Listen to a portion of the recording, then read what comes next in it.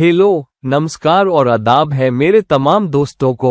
आपके दोस्त और रहनुमा इरफान की तरफ से एक बार फिर आपके अपने चैनल एस्ट्रो एश्योरेंस पर आपके साथ हाजिर हूँ। हर चंद और हर गाहे गाहे हम जिंदगी में किसी न किसी सूरत हाल का सामना करते हैं जो एक बड़ी चुनौती हो सकती है। बाजी औकात ये मुसीबत थोड़े अरसे के वास्ते लंबी होती हुई नजर आती है, मसलन 1-2 महीने से लेकर कभी कभी बहुत लंबे अरसे तक, जहां ये बरसों में भी दौड़ सकती है। थोड़े अरसे के वास्ते हम इस सूरत हाल को संभाल लेते हैं और हम इससे बाज़याफ्त भी हो जाते हैं, मगर अगर ये मामला खींचता चला जाए, मतलब ये नागवार सूरत हाल 2-3 बरस से ज्यादा खींच जाए, फिर ये यकीनन एक चुनौती भरा दौर होता है जिसमें हम फंसे हुए हैं। और फिर ये बहुत ही परेशान कुन हो जाता है, ये बहुत ही मायूस कुन हो जाता है और इसमें बहुत सी परेशानियां और बहुत सी तशवीशें पैदा हो जाती हैं। और हम कुछ ऐसी सूरत हाल का भी सामना करते हैं जो हमारी जिंदगी के एक हिस्से को मुतासिर करती है, जबकि दूसरा हिस्सा मामूली तौर पर चलता रहता है। मगर ये चुनौती भरी सूरत हाल रास्त या गैर रास्त मामूली सूरत हाल को भी मुतासिर जरूर करती है। बाज़ी मर्तबा ये सूरत हाल बहुत ही सख्त और बहुत ही संगीन होती है, जहां वो हमारी जिंदगी में एक अचानक पतन ले आती है। और ये पतन माली सूरत हाल से मुताल्लिक हो सकते हैं, काम के ओहदे से मुताल्लिक हो सकते हैं और समाज में इज्जत या काम की जगह पर रुतबे से भी मुताल्लिक हो सकते हैं। तो तरह तरह के हालात होते हैं जो अचानक सामने आ सकते हैं, जो इनमें से किसी भी पहलू में पतन की वजह बनते हैं।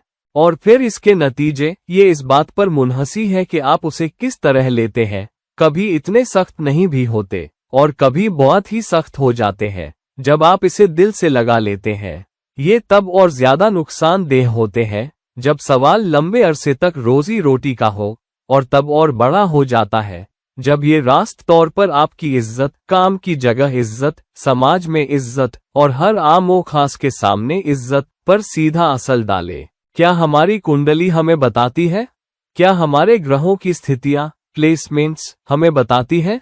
क्या वो हमें खबरदार करती हैं कि वो सूरत हाल क्या हो सकती है, वो कब हो सकती है, और क्या इसका कोई इलाज, रेमेडी है, या क्या कोई तरीका है जिससे हम इन सूरत हाल का बेहतर तरीके से सामना कर सकें और इन्हें बेहतर तरीके से संभाल सकें, या फिर इन सूरत हाल को पहले ही टाल सकें?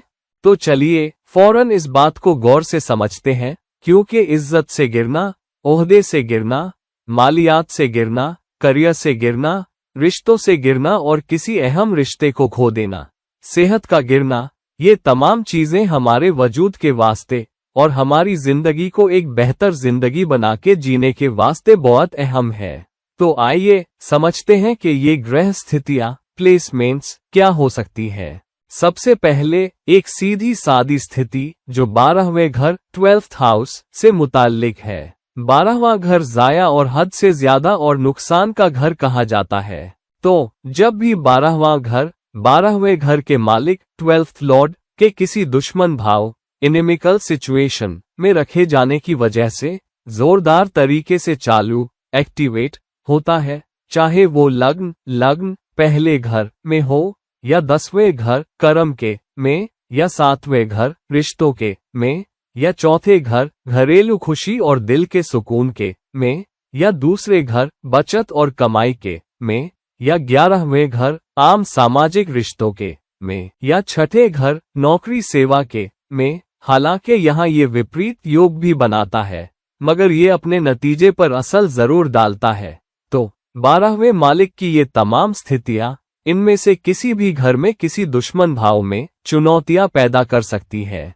अगर आपके यहाँ 12वें मालिक की स्थिति किसी दुश्मन भाव में है, इनमें से किसी भी घर में, तो आपको चेतावनी मिलेगी कि उस खास ग्रह यानी 12वें मालिक की दशा और अंतर्दशा के दौरान, और साथ ही जब 12वां मालिक इन घरों पर गोचर ट्रांजिट करेगा, तब ये सूरत हाल पैदा हो सकती है, ऐसी चुनौती सामने आ सकती है। इसलिए आपको बहुत होशियार और चौकन्ना रहने की जरूरत है जहां भी 12वां मालिक रखा गया हो। किसी भी घर में, खासकर अगर दुश्मन राशि में हो, अगर 12वां मालिक अस्त, कम, शन अवस्था में हो या नीच का हो, तो चुनौतियां और सख्त हो जाती है। सबसे सख्त चुनौतियां तब होती है जब मुताल्लिक घर का मालिक भी ठीक तरह से न रखा गया हो। तो अगर 12वां मालिक दूसरे घर में किसी दुश्मन राशि में रखा गया हो, मिसाल के तौर पर वृषभ लग्न टॉरस एसेंडेंट के लिए मंगल 12वें घर का मालिक है। अगर ये दूसरे घर में मिथुन राशि में चला जाए, जो 12वें मालिक मंगल के वास्ते दुश्मन राशि है, तो यकीनन उथल पुथल, चुनौतियां, मुश्किलें हैं और कमाई में अचानक गिरावट देखने को मिल सकती है, नुकसान देखने को मिल सकते हैं और एक सूरत हाल ऐसी आ सकती है जहां आपको हालात को संभालने के लिए अपनी बचत तोड़नी पड़े। तो ये सिर्फ एक मिसाल है। अगर आप 12वें मालिक को किसी भी घर में दुश्मन भाव में रखते हैं और उस घर का मालिक भी दुश्मन भाव में हो, तो मुश्किल पेश आएगी। इस खास मिसाल में वृषभ लग्न वाले के लिए मंगल के दूसरे घर मिथुन में जाने पर अगर शुक्र अपनी नीच राशि कन्या में चला जाए, तो आपके सामने एक बड़ी मुश्किल है, क्योंकि शुक्र नीच होने की वजह से 5वें घर में कन्या में चला जाता है। 5वां घर करियर में अचानक उथल पुथल का घर भी है। तो करियर में अचानक उथल पुथल, चुनौतियां, मुश्किलें, रुकावटें 5वें घर से देखी जाती है और साथ में इज्जत का नुकसान, उस ताकत और असर का नुकसान जो हमें हमारा करियर देता है। तो शुक्र नीच राशि या नीच स्थिति में कन्या में 5वें घर में आपकी जन्म कुंडली में है, जबकि 12वां मालिक मंगल दूसरे घर में रखा गया है। तो ऐसे दौर होंगे जहां चाहे शुक्र की दशा हो या मंगल की दशा, आपको करियर के नुकसान की वजह से, करियर में ओहदा जाने की वजह से, नौकरी जाने की वजह से या नौकरी में अचानक उथल पुथल की वजह से अचानक पतन का सामना करना पड़ सकता है। ये उस दशा के आधार पर और लंबा खींच सकता है। अगर शुक्र की दशा चल रही हो, जो एक लंबी दशा है, तो आपको 2-3 बार ऐसे दौर से गुजरना पड़ेगा। अगर मंगल की दशा चल रही हो, तो कम से कम एक बार, जो कि शुक्र से छोटी दशा है, आपको ऐसी सूरत हाल का सामना करना पड़ सकता है जहां करियर में या काम की जगह पर अचानक गिरावट या नुकसान हो। दूसरी बात 5वें घर के बारे में है। 5वां घर ये भी बताता है कि गिरावट कहां से आ सकती है और सिर्फ करियर से मुताल्लिक नहीं, क्योंकि 10वां घर कर्म का घर भी है। आपके कर्म जो इज्जत से गिरने की वजह बनते हैं, वो 5वें घर से देखे जा सकते हैं। तो अगर सख्त पापी ग्रह राहु या केतु 5वें घर में रखे जाएं, खासकर किसी दुश्मन राशि में, तो मसला आने के चांस बहुत ज्यादा होते हैं। मान लीजिए मीन लग्न वाले के लिए अगर राहु कर्क राशि में 5वें घर में रखा गया हो या केतु भी कर्क में 5वें घर में रखा गया हो, तो एक चुनौती हो सकती है, क्योंकि 5वां घर जोखिम उठाने का, अटकलबाजी, स्पेक्यूलेशन का और पैसे, फायदों, ताकत और असर का भी घर है। तो राहु आपकी आंखों के सामने एक धुएं का पर्दा, स्मोकी स्क्रीन लगा सकता है और आप ये देख ही नहीं पाते कि आपके काम कैसे आपके करियर के चांस खराब कर रहे हैं या जिंदगी में आम उथल पुथल मचा रहे हैं। आप इज्जत से गिर सकते हैं, क्योंकि ये कर्क राशि है, चंद्र की राशि। ये राहु की किसी भी दुश्मन राशि में हो सकता है, मेष में हो सकता है, सिंह में हो सकता है, धनु में हो सकता है, वृश्चिक में हो सकता है। इनमें से किसी भी राशि में राहु या केतु चुनौतियां दिखाते हैं। खासकर केतु वृश्चिक में इतनी चुनौतियां नहीं दिखाता। हालांकि 5वें घर में राहु या केतु मुश्किलें पैदा कर सकते हैं, खासकर अगर 5वें घर का मालिक भी किसी मुश्किल स्थिति में हो। तो मीन लग्न वाले के लिए 5वें घर में राहु या केतु के रखे जाने पर, अगर राहु रखा हो, तो आप ये नहीं देख पाते कि चुनौती कब आ रही है, मसला कहां से आ रहा है। यहां तक कि जब लोग आपको चेतावनी देते हैं कि ये तुझे मसलों में डाल सकता है, चुनौतियों में डाल सकता है, और कहते हैं ये मत कर, होशियार रह, फिर भी तू आगे बढ़ता है और लोगों की न सुनने का जोखिम उठाता है और पतन हो ही जाता है। ये और बढ़ जाता है अगर चंद्रमा भी यहाँ किसी चुनौती भरी स्थिति में चला जाए। मिसाल के लिए अगर चंद्रमा मीन लग्न वाले के लिए नीच राशि में चला जाए, जो कि 9वें घर, जो भाग्य और किस्मत का घर भी है, में होगा, तब सूरत हाल और बढ़ सकती है, क्योंकि चुनौतियां सख्त हैं या और सख्त है। इस वास्ते के दोनों घर 5वां और 9वां सख्ती से पीड़ित एफ्लिक्टेड है, और ये दोनों फायदे के घर है। इसलिए 5वां घर एक अहम घर है और बहुत होशियार रहने की जरूरत है। अगर केतु वहां रखा हो तो पतन अचानक होगा, शायद कोई चेतावनी भी ना मिले और पतन का दौर लंबा खींच सकता है। अब ये इस बात पर मुनहसी है कि आपका लग्न क्या है, कि 5वें घर का कौन सा मालिक दुश्मन राशि में रखा गया है। गिरावट करियर में हो सकती है, आपकी मोहब्बत की जिंदगी में हो सकती है, क्योंकि 5वां घर मोहब्बत और रोमांस का भी घर है। ये औलाद से मुताल्लिक मुश्किलें और चुनौतियां भी हो सकती हैं, जो आपको मुश्किल में डाल दें, जो एक पतन हो सकता है। अगर आप कलाकार हैं, खासकर फन कला के मैदान में, अगर आप गवैया हैं, संगीतकार हैं, नर्तक हैं, मुसव्वर हैं, फनकार हैं, जब भी आप किसी भी किस्म की कला से जुड़े हैं या अभिनेता हैं, पीड़ित 5वां घर अचानक उतार चढ़ाव ला सकता है और 5वें घर और 5वें मालिक की सख्त पीड़ा आपको इज्जत से गिरा सकती है। एक और चीज है सूरज की स्थिति का। सूरज आपके आदर, आपकी इज्जत और समाज के वास्ते निहायत अहम है। तो अगर सूरज जन्म कुंडली में किसी दुश्मन राशि में चला जाए और फिर कोई पापी ग्रह उस पर गोचर करे, मान लीजिए शनि उस सूरज की स्थिति पर गोचर कर रहा है। मिसाल के लिए, अगर सूरज 6ठे घर में कन्या राशि में चला जाए और ये मेष लग्न वाले के लिए हो, तो आपके रोजमर्रा के कामकाज, आपके करियर में आपके रुतबे, आप अपने साथियों कलीग्स से कैसे पेश आ रहे हैं से मुताल्लिक चुनौती हो सकती है और काम में कोई मसला हो सकता है जिसकी वजह से आप मुश्किलों का सामना करें। अगर उसी वक्त बुध भी नीच का हो जाए या अस्त हो जाए, सूरज के साथ रखा गया हो, या बुध 12वें घर में चला जाए जो उसकी नीच राशि है, तो चुनौतियां और बहुत ज्यादा बढ़ जाती है। ये लगभग पक्की स्थिति, गारंटीड पोजीशन हो जाती है, क्योंकि यहाँ दोनों ही सूरज, जो स्वाभिमान, आपकी इज्जत और समाज में आपके रुतबे के वास्ते है, दुश्मन राशि में जा रहा है, और साथ ही 6ठे घर का मालिक, 6ठा लॉर्ड, अपनी नीच राशि में जा रहा है। ये और बढ़ सकता है अगर राहु या केतु सूरज के साथ रखे हों जो सूरज को ग्रहण एक्लिप्स करें। फिर ये लगभग पक्का है कि सूरज की दशा के दौरान या बुध की दशा के दौरान या राहु या केतु की दशा के दौरान ऐसा मसला आ सकता है। या अगर कोई और ग्रह सूरज के साथ रखा हुआ हो तो उस ग्रह की दशा के दौरान अचानक पतन आ सकता है। सूरज का कर्क राशि में रखा जाना, क्योंकि सूरज बहुत तेज तर्रार ग्रह है और कर्क बहुत जज्बाती और ज्यादा पानी वाली राशि है। हालांकि कर्क सूरज के वास्ते दुश्मन राशि नहीं है क्योंकि इस पर चंद्रमा की हुकूमत है, लेकिन सूरज को कर्क में बहुत आराम नहीं होता।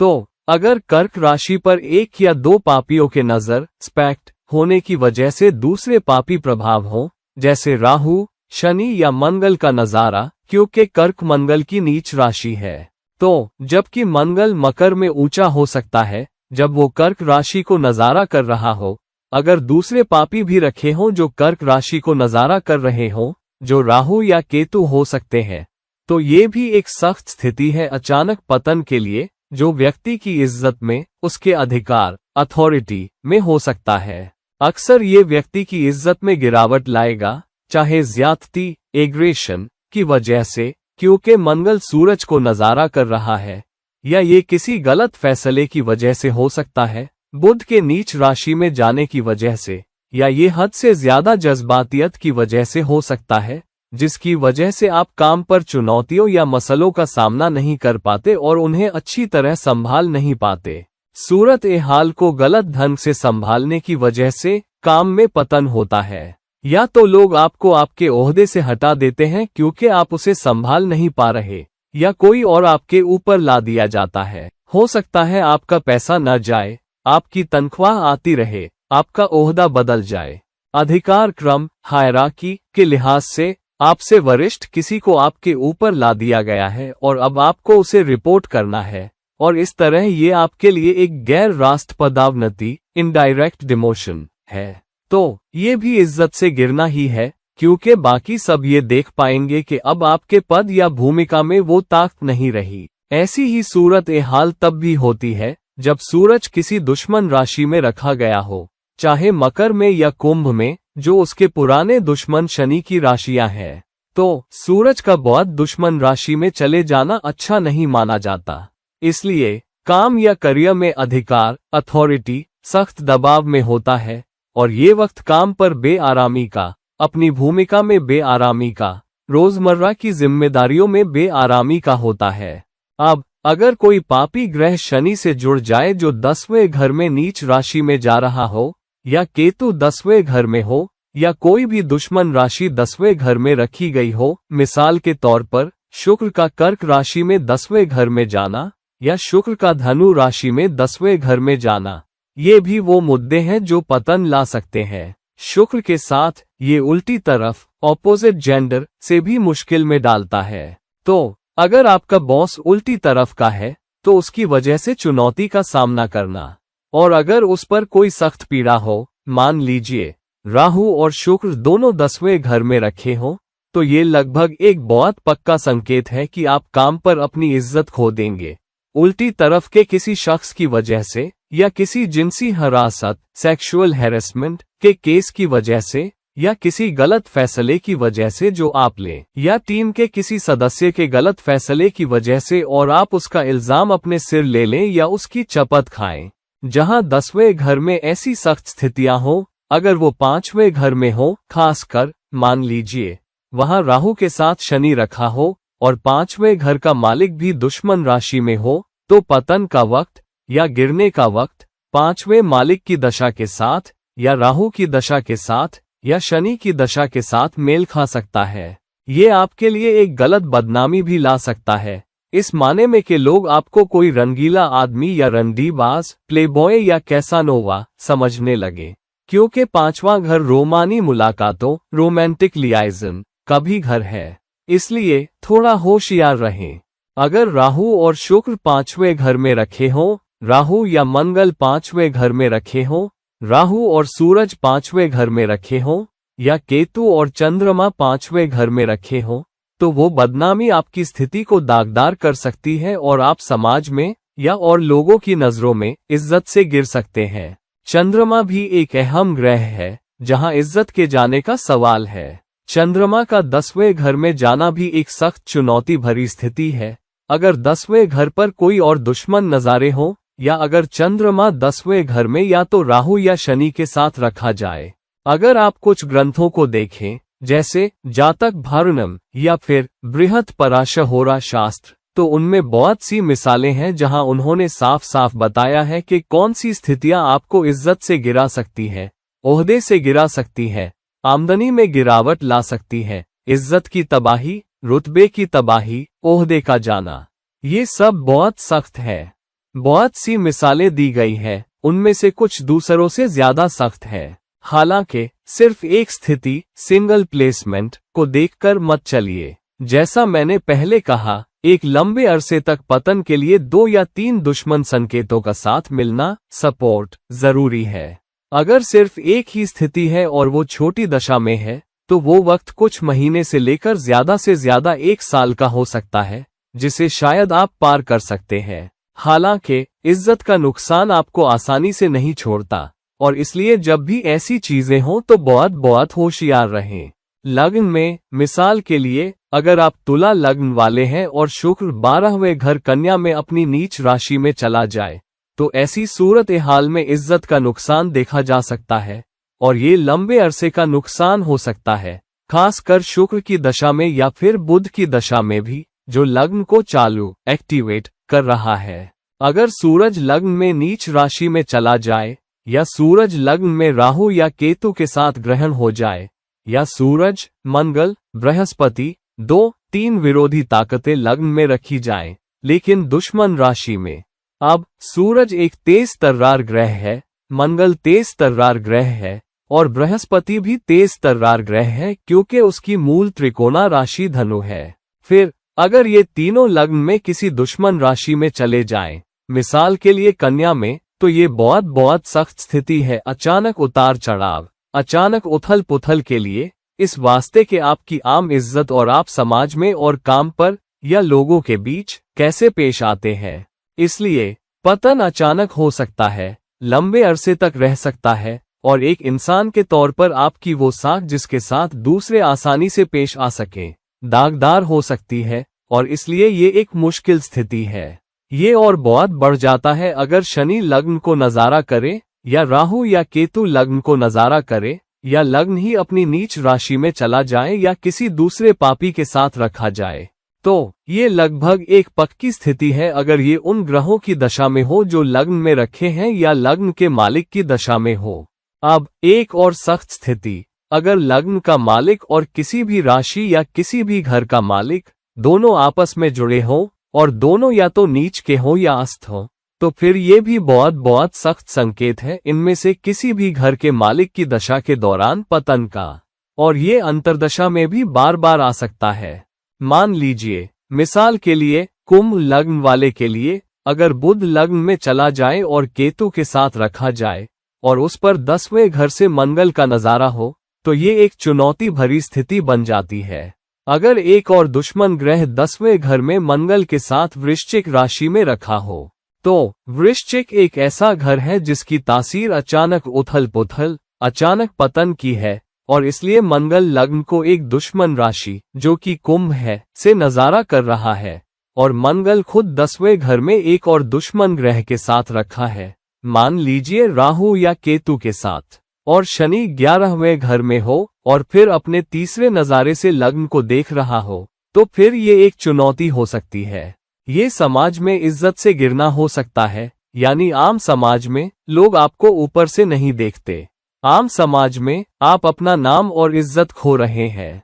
ये पैसों से मुताल्लिक हो सकता है क्योंकि 11वां घर ख्वाहिशों और अरमानों का भी घर है, या कुछ गलत करने की आपकी ख्वाहिशों और अरमानों की वजह से आपको आम समाज में इज्जत के नुकसान का सामना करना पड़ रहा है।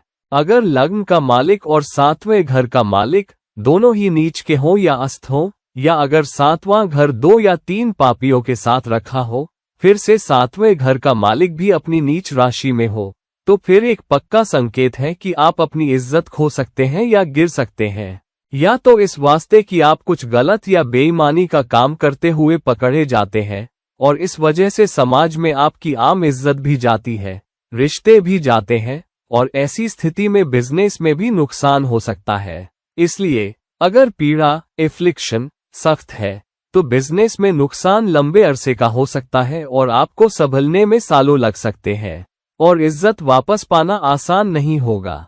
अगर चंद्रमा की दशा चल रही हो जहां चंद्रमा क्षीण अवस्था वेनिंग पोजीशन में हो, और साथ ही तो अगर चंद्रमा किसी सख्त दोष में रखा गया हो, या तो शनि के साथ या राहु या केतु के साथ या बुध के साथ भी, तो उस चंद्रमा की दशा के दौरान खास तौर पर इज्जत से गिरना हो सकता है, और चंद्रमा की किसी अंतर्दशा के दौरान अचानक नुकसान हो सकते हैं, और ये आपके द्वारा लिए गए किसी गलत फैसले की वजह से हो सकता है, खासकर जब चंद्रमा और बुध एक साथ किसी दुश्मन राशि में या चंद्रमा की नीच राशि में रखे गए हों, जो कि वृश्चिक है। वृश्चिक उथल पुथल की राशि है और चंद्रमा और बुध दोनों वृश्चिक में अच्छी तरह नहीं रखे जाते।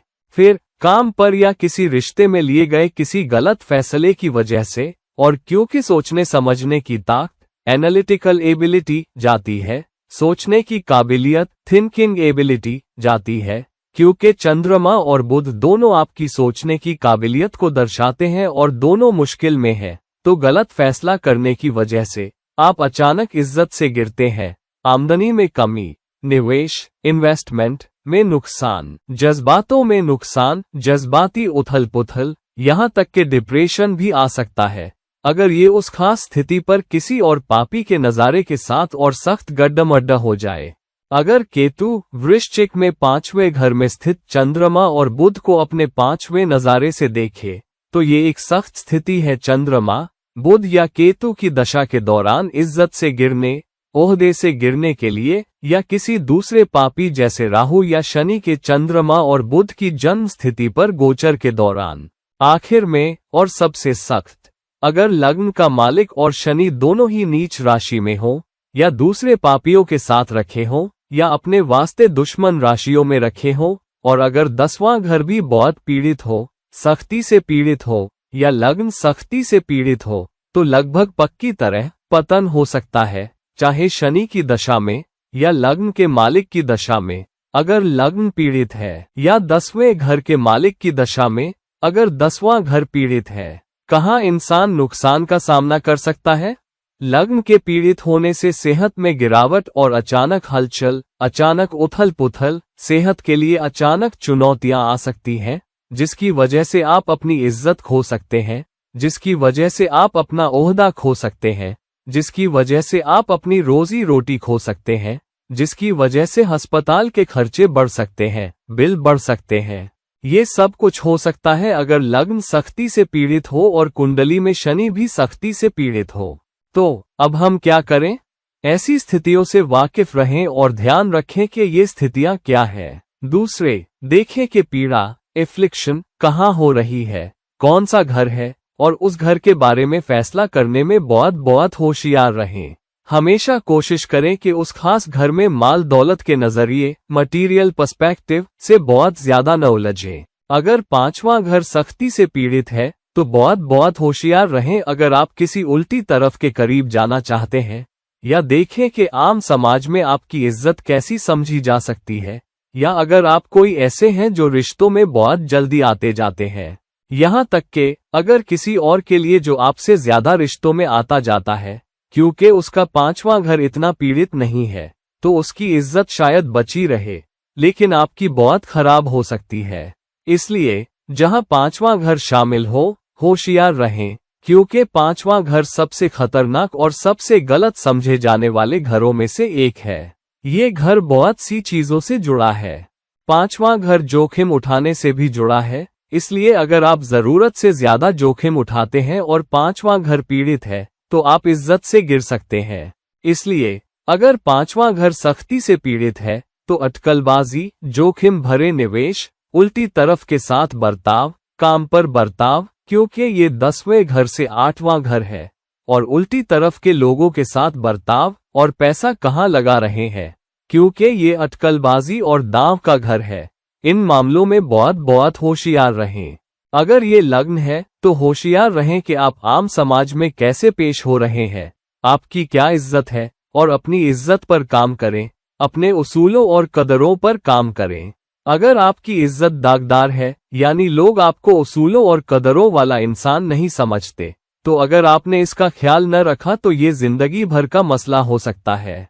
अगर 10वां घर सख्ती से पीड़ित है, तो होशियार रहें कि आप मैनेजरों और सुपरवाइजरों के साथ और खासकर साथियों, कलीग्स के साथ कैसे पेश आते हैं।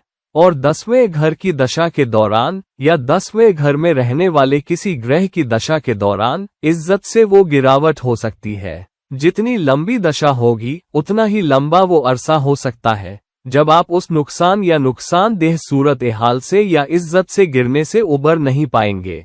अगर ये 8वां घर है तो हलचल इतनी अचानक हो सकती है कि आपको सांस लेने की भी फुर्सत न मिले। इसलिए बहुत होशियार रहें अगर 8वां घर दागदार है, क्योंकि आपको पता नहीं कि कब ये वार करेगा।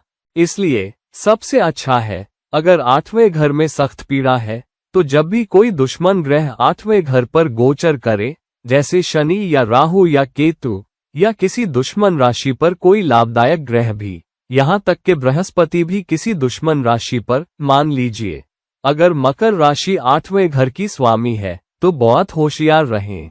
तो जहां 8वां घर है उसके बारे में होशियार रहें। 12वें घर के बारे में होशियार रहें कि आप कैसे भेद रख रहे हैं, कैसी खुफिया चीजों में पड़ रहे हैं, या कैसे खर्चे कर रहे हैं, या किससे व्यवहार कर रहे हैं। हो सकता है विदेशी ग्राहक, फॉरेन क्लाइंट हो, या देश में ही हो, या जब आप विदेशों में हो, या आम तौर पर जहां आपको नुकसान होता हुआ न दिखे और आप वहां निवेश कर रहे हो, तो आपकी कोशिश बेकार जा सकती है, आपके निवेश बेकार जा सकते हैं, आपके पैसे बेकार जा सकते हैं। इसलिए सच में गौर से देखिए। तो जहां कहीं भी पीड़ा सख्त है उससे होशियार रहें।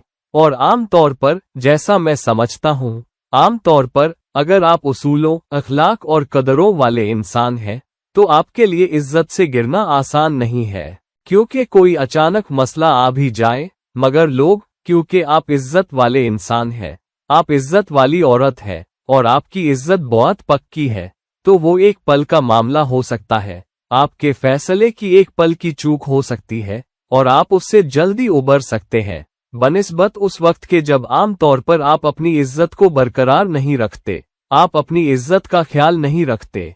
इसलिए देखें कि कौन सा घर प्रभावित हो रहा है और उस घर की दशा और अंतर्दशा के दौरान, और वो घर किन चीजों की नुमाइंदगी करता है, वहां होशियार रहें। तो अगर 9वां घर पीड़ित है तो होशियार रहें कि आप अपने वालिद से कैसे पेश आते हैं, अपने गुरुओं से कैसे पेश आते हैं, या अगर काम पर आपके साथ कोई माहिर एक्सपर्ट हैं जो किसी सलाहकार फर्म, कंसल्टिंग फर्म से हैं या ऐसी ही भूमिका में हैं, तो होशियार रहें कि वो क्या राय देते हैं। हो सकता है काम पर कोई लीडरशिप सर्वे हो रहा हो और उसमें आप अपनी अगुवाई लीडरशिप में कमी पाए जाएं, क्योंकि वो लोग गुरु हैं, वो माहिर है। क्योंकि 9वां घर सख्ती से पीड़ित है और ये लोग संस्था से बाहर के हैं, संस्था से अलग आ रहे हैं, इसलिए यहाँ चुनौती हो सकती है। इसलिए आम तौर पर अच्छा बर्ताव रखें, अपनी कदरें रखें, माल दौलत के पीछे मत भागें और बहुत होशियार रहें कि कौन से घर में पीड़ाएं हैं, और खुदा से दुआ मांगें और ज्यादा रूहानी बने और ज्यादा कबूल करने वाले, एक्सेप्टिंग बने। और जब ऐसी कोई चीज हो तो फौरन माफी मांगे, कहें कि मैं एक कदम पीछे हटूंगा और अपनी इज्जत वापस पाने के लिए, अपना ओहदा वापस पाने के लिए सख्त मेहनत करूंगा।